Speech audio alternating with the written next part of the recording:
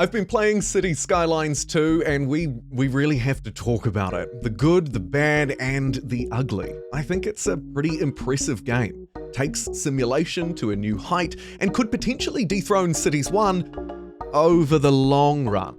And in the short term, the game looks to be facing significant performance concerns, graphical issues, and some other, maybe slightly more minor finicky gripes around the edges. My name is JumboPixel. If you like this kind of stuff, please do consider subscribing and help us reach our goal of 70,000 subscribers. And my only other request is that you sit back, relax, and listen through the video as I break down my preview of Cities Skylines 2. First and foremost, I'm assuming that you know what this game is. Cities Skylines 1 came out about 8 years ago, loads of DLC, and it presents a world very similarly to Cities Skylines 2, one where you are ultimately in charge of designing a city that will be in full simulation right down to the individual level. And indeed, Cities Skylines 2 does a good job at improving that, alongside a variety of other things. Here you're seeing the progression system, which right from the start of the game is a nice way to at least feel like you're making more progress rather than just watching the population number go up. It also, I suppose, adds a little bit of strategy to it, though you can choose if you want to, of course, to just spawn into a city and have everything unlocked. Speaking of everything unlocked, you can also purchase these tiles right from the beginning.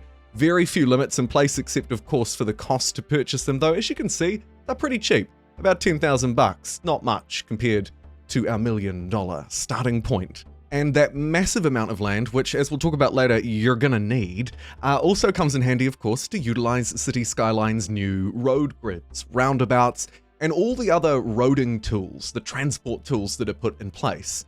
As far as public transport goes, it reflects similarly to Cities Skylines 1 at some point during its DLC journey, maybe about halfway through, presenting most options you'd expect. The new road options, and some of them, of course, in fact most returning, are also actually quite a pleasure to use. They're really intuitive.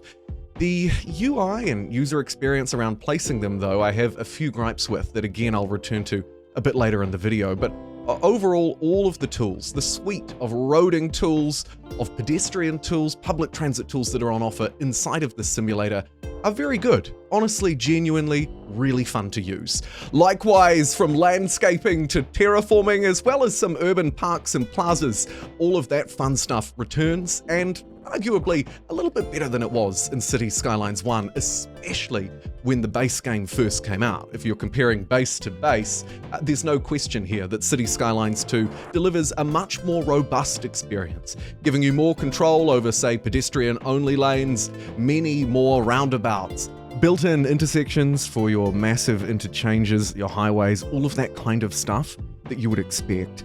And of course, all of it is supporting this real simulation, where, as I mentioned earlier, all kinds of things are playing out. Maybe you don't realize them, maybe you do. I mean, some of them are quite obvious, like car accidents, for example, that will, of course, hold up traffic, disrupt emergency services. So you might need to plan around those, down to the sort of individual level, which also leans into a few other things that I'll continue to touch on in both the good and bad sections. It does, of course, also introduce a variety of new buildings, most of them unlocked, honestly, fairly early on, and services that go along with them too.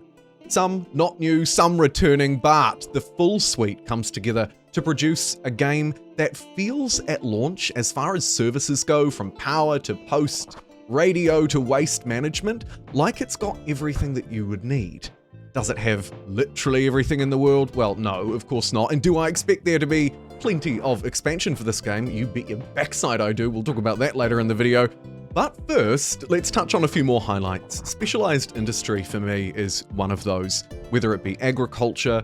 Here we're going to try and get a little bit into the lumber trade.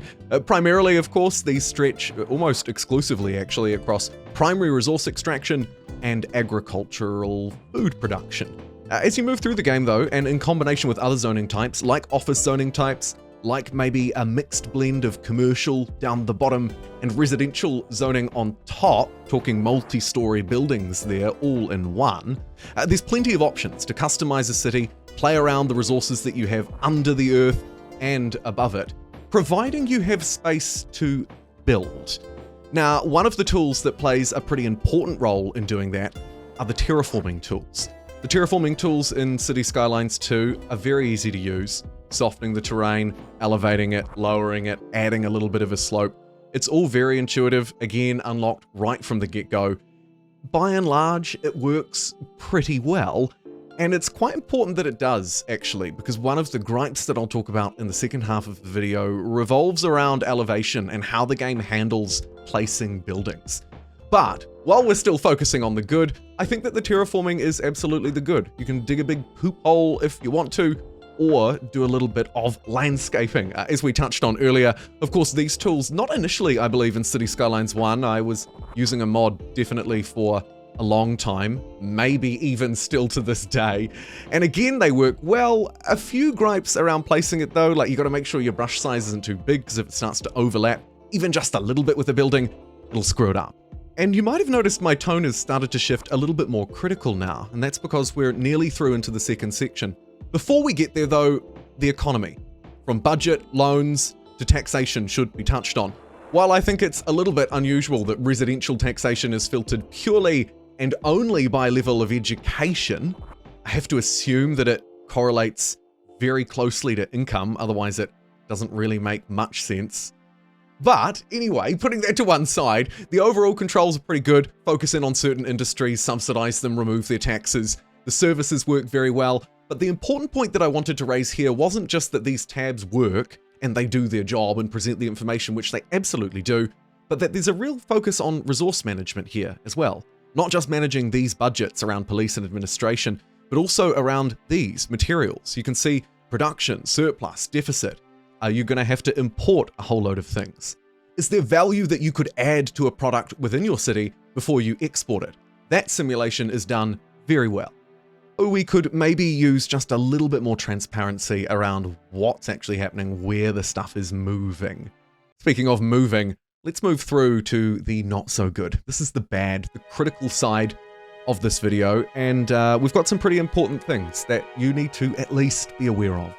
And I'm going to start with the most important one by far and away, and that is performance. Not just around some of the issues with shaders and the kinds of things that you may or may not be able to see on screen right now, but more importantly, can you actually run the game? It's been widely criticized, Cities Skylines 2, that is, for having poor performance in the lead up to launch. I know that other creators have experienced the same thing I have, so I'm reasonably confident to say I'm not alone, and indeed the reviewers, sort of the big names that we talked about at the start of the video have also highlighted that Cities Skylines 2 just doesn't run very well at all. Paradox, Colossal Order have also acknowledged that performance is nowhere near the level that they would expect it to be at. They've said that they'll continue to work on it, which, from what I've seen behind the scenes, give them credit where credit's due, very passionate about what they do, very active in seeking feedback. That being said, the game just simply does not perform well enough. I'm running a 3090 with a 12th generation Intel processor on my system, running it on a fast solid-state drive. This system is designed to create content on, right? That's what it does. It shouldn't really struggle, especially not with a relatively early game, Cities Skylines 2, and unfortunately it does. I would be better off walking into Baldur's Gate and recording it than I would with a slightly larger city. That being said, I should also note that it's improved a lot. I got early access about 5 weeks ago. The game was fairly buggy. Performance was, I believe, notably worse than it was when I came around this morning to try and get as fresh and recent footage as I could. So I think that there is something to be hopeful for, but please bear in mind that performance is a problem. My guess would be that low-end systems should stay well away. Mid-range systems, you're probably looking at low graphics settings. And then high-end systems, you should be able to play somewhere between medium and high. If you're trying to record like I was at the same time, of course, you'll run into more difficulties. Now, with that out of the way, I'd also like to touch on a few other gripes. And the first one is slightly contradictory to one of the positives. There's just a little bit of jankiness going on inside of Cities Skylines 2, as you might expect, in terms of zoning, elevation. Sometimes the game will choose to just build out into the sea. Totally fine. Other times, it will really struggle to place a building down where there's a slight incline. So I'd like to see a little bit more polish here. This isn't a game-breaking thing like the performance was by any stretch of the imagination, or the performance could be, I should say. Obviously, it wasn't ultimately a game-breaking one for me because I've captured all of this footage, and I think that's important to put in context. I'd probably also take away a few points for the finickiness in and around some pipes, like the new pipe system where they're sort of divided into two, you can place them both at the same time or maybe just one.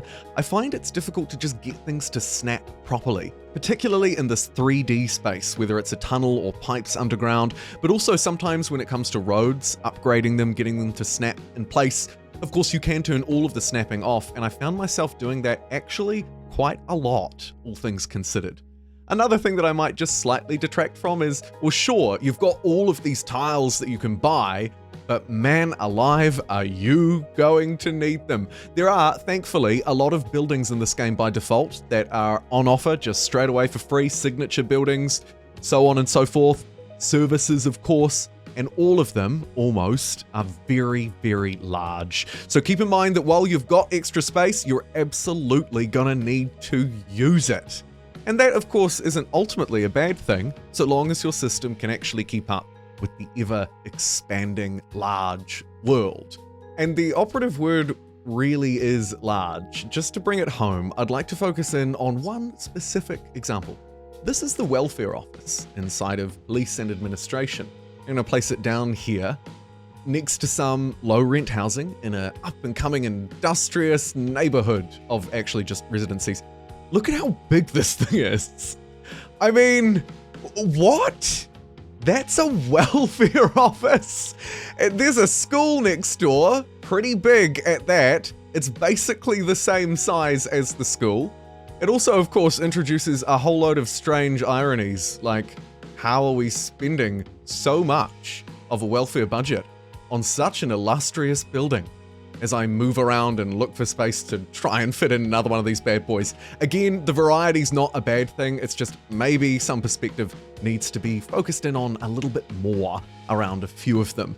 And then everything else to me is relatively minor. There's the tax weird issue we talked about, the jankiness with placing the roads, the jankiness in and around maybe this creative tool here, though I should say that the photo tool and hopefully the modding tools and all of that kind of thing that builds community around Cities 2 looks very promising so far. But ultimately, for me, it has to come back to that performance thing. There are, of course, other issues in and around how well the game runs, like, for example, it can be a little bit difficult perhaps to see things at night, particularly when you're in the build zone, the build menu, if you will, and those graphical shading issues continue when the game's not at its best. Well, taking us through to the end of the video, we'll take a look at their trailer, which probably does actually showcase the game at its best with in-game footage. Now, Cities Skylines 2. How does it compare to Cities 1? Is it a good game? Is it worth it? Let's cover it all in a minute. First and foremost, how does it compare to Cities 1? I think it's a better game, but it's got some big performance woes ahead of it.